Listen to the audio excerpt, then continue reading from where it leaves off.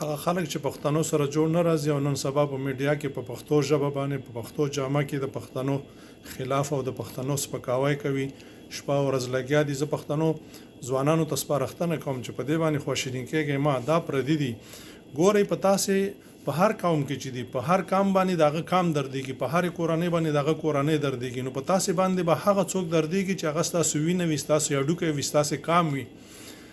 دا پردي دي پردي وو او پردي وي دا به تر هغه پورې غاپي تر څو پورې چې په دوی باندې په خپله نه وي راغلي چې راشي دا په خپله بیا به د تاسو نه مخکې دوی منډې وي او د اتحاد او د یووالي دپاره به کار کوي. نو د تاسې نه هیله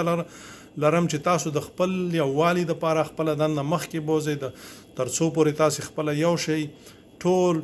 لر او بر یو شئ او په خپله خاوره باندې د خپلو مدنیاتو دپاره د خپل ولس دپاره کار وکئ د خپلواکۍ دپاره کار وکئ تر څو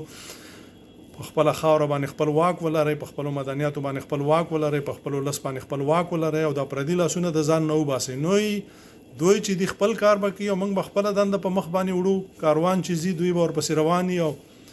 څو پورې چې ستړي شي بیا په خپله راګرځي. نو هیله لرم چې تاسو د دوی سره مشتو ګریوان کېږئ مخ خپله انرژي او خپل هر څه د لاسه مه ورکوئ. دا د دوی دنده ده دوی به کوي دا زموږ دشمنان دي یو ښکاره دشمني یو پټ دشمني دوی چې دي د دوی دشمني به اوس راښکاره کېږي کلونه ښکاره دشمني نشوه کولی اوس چې وخت راغلی دی دوی به ښکاره دشمني کوي خو کوي دی خو موږ به خپله دنده مخکې وړو تر څو پورې خپل حق لاسته راوړو. السلام علیکم ورحمت الله.